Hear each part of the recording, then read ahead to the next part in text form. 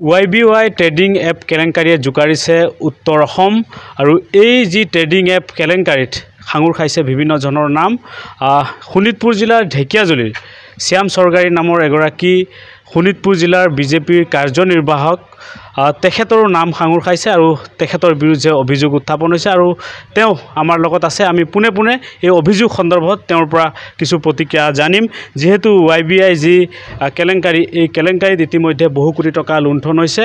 আৰু এইগৰাকী শ্যাম চৰকাৰী তেওঁৰ বিৰুদ্ধেও অভিযোগ উত্থাপন হৈছে সবিশেষ কথা পাতিম শ্যাম চৰকাৰীৰ সৈতে কি ক'ব YBI যি কেলেংকাৰী উত্তৰ অসম জোকাৰি গৈছে আৰু আপোনাৰ নামো এটা অভিযোগ উত্থাপন হৈছে বহু লোকক আপুনি বিনিয়োগ কৰাইছিলে বুলি কি ক'ব হয় তো মোৰ নামো ইয়াতে সাঙুৰ খাইছে যোৱাকালি নিউজ এটা পালোঁ মই নিজেও পালোঁ তো চাওক ইয়াতে মোৰ নাম সাঙুৰ হোৱা মানে কি মই এজন ভক্তিভোগী মানে কি ভক্তভোগী এইটো YBY হয় মই YBY এপছ মানে কি আপোনাৰ ID খুলিছিলোঁ এজন বন্ধুৱে মোক দিছিল তো মই প্ৰথমতে চালোঁ এই যেনেকুৱা ইয়াত চাৰ্ট আছে চাৰ্টখিনি ইমান মানে বেনিফিট দেখুৱাইছে মই তেতিয়াই গম পাইছোঁ এই চাৰ্টখিনি যিমান হ'ব এইটো ফলছ কিন্তু মই হ'লেও কি এজন বন্ধু কিছুমান বন্ধু আহে মানে কথা পেলাব নোৱাৰা হৈ যায় তো মই কৰিম নকৰাকৈ কৰি দিছিলোঁ 6000 টকীয়া তো তেতিয়া যেতিয়া মই কৰিলোঁ তাৰপিছতে 2-3 দিন চাওঁতে চাৰ্টমতে ইনকামটো আহি আছিল ইনকামটো আহি থকাতো মোৰো এটা বিশ্বাসটো আহি গ'ল সৰু এমন মই 300 টকাও উইড্ৰ হৈছিল ছাকচেছ হৈছিলে তো তাৰপিছত মই নিজৰ ঘৰৰখিনি 1-2জন এনেকুৱা লগালোঁ লগোৱাৰ পিছত কিছুমান বন্ধুও মানে সুধিলে আৰু তেতিয়া YBI বহুত ইফালে সিফালে মানে পপুলাৰ হৈ আছে তো গোটেইখিনি মানুহ গম পাইছিল তো এইখিনি কিছুমান মানুহে নিজে নিজে আহি মোক সুধিছিল আৰু ID খালি মই জাষ্ট লিংক দিছিলে নিজে নিজে তেখেতসকলে ID খুলি নিজৰ স্কেনাৰ ওলাই যায় নিজে নিজে পেমেন্ট কৰিছে মইতো পেমেন্ট কৰা নাছিল মই তেনেকৈ ইমান দিয়া নাই খুব লগভগ 30 জন মান হৈছে আৰু তেনেকুৱা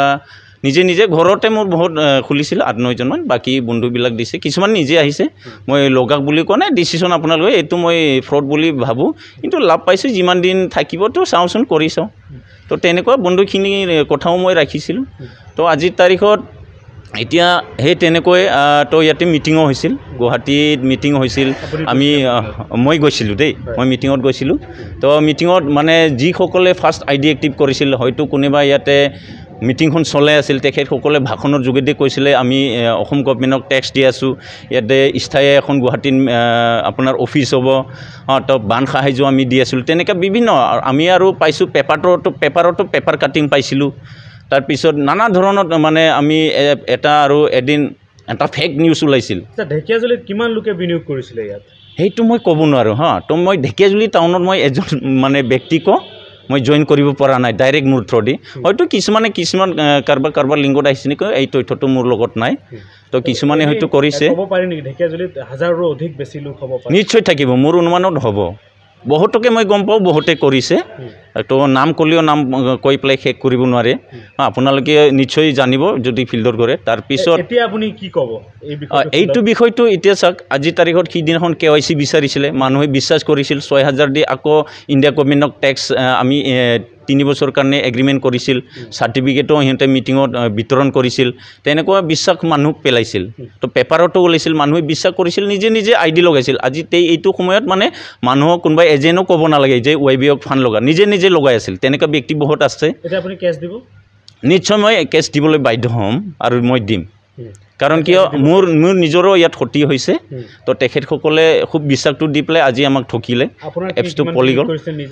মই ইমান কৰা নাই মই 6টা ID কৰিছিলোঁ এটা মানে 10000 6000 5টা মান কৰিছিলোঁ ঘৰৰখিনি বাকিখিনি বন্ধুবিলাক নিজে নিজে কৰিছিল নিশ্চয় মই সাজু আছোঁ নিশ্চয় কৰিম আপোনাৰ বিৰুদ্ধে যেটো অভিযোগ উত্থাপন হৈছে সেইটো কি ক'ব মোক পলাতক বুলি দিছে কিন্তু মই পলাই যোৱা নাই মই ঘৰতে আছোঁ বা সুধি চাব পাৰে মোবাইল লোকেশ্যন আপোনাৰ পাব ঘৰৰ ঘেৰাও কৰা হৈছিল বুলি জানিব নাই তেনেকৈ মিছা কথা হয়তো বন্ধুবিলাকে 1-2জন কিছুমানে কৈছিল মই ব্যক্তিগত কামত বা ক'তবা আছিল তো এনি টাইমটো মই ঘৰত বহি থাকিলে মোৰতো ঘৰত চাউল নাহিব কিবা এটা নিশ্চয়কৈ এয়া আছিল শ্যাম চৰকাৰী যিগৰাকী শোণিতপুৰ জিলা বিজেপিৰ কাৰ্যনিৰ্বাহক সদস্য আৰু তেখেতৰ বিৰুদ্ধে যি অভিযোগ উত্থাপন হৈছে YBI কেলেংকাৰী ঢেকীয়াজুলিত বিভিন্ন ধৰণৰ লোকক তেখেতে বিনিয়োগ কৰা হৈছিলে আৰু তেখেতে ইতিমধ্যে এই অভিযোগ সন্দৰ্ভত খণ্ডন কৰিছে আৰু এই ঘটনা সন্দৰ্ভত তেখেতে আৰক্ষীৰ নিজে কাষ চাপিব আৰক্ষীক গোচৰ দিব বুলি প্ৰকাশ কৰিছে আৰু এগৰাকী যুৱক আছে কি ক'বা তুমি কিমান টকা বিনিয়োগ কৰিছিলা মই ধৰক ৬,০০০ টকা ফাৰ্ষ্টত ইনভেষ্ট কৰিছোঁ মোৰ বন্ধুৰ পৰা লিংকটো দিছিল মোক দিয়াৰ পিছত মই ধৰক এসপ্তাহ চলাইছোঁ চাইছোঁ প্ৰফিট আছে পিছত সেইটো লোভত এইটো লোভেই ক'ব লাগিব মানে আমি ঘৰতে 4টামান আদি খুলিছোঁ কিমান মানুহক দিয়ালা তুমি মই ধৰক বেছি ঘৰতে দিছোঁ আমাৰ 4জন মানুহ আৰু বেলেগক দিছোঁ বন্ধুহঁত আহিছে না আৰু কম আছে মানে ধৰক টকা গ'ল তোমাৰ মোৰ মিনিমাম 3 লাখ এনেকুৱা গৈছে 3 লাখ টকা তুমি কেছ দিবা কেছ মানে আমাৰ CM ছাৰৰ লগত যোগদান হৈ মিলি এটা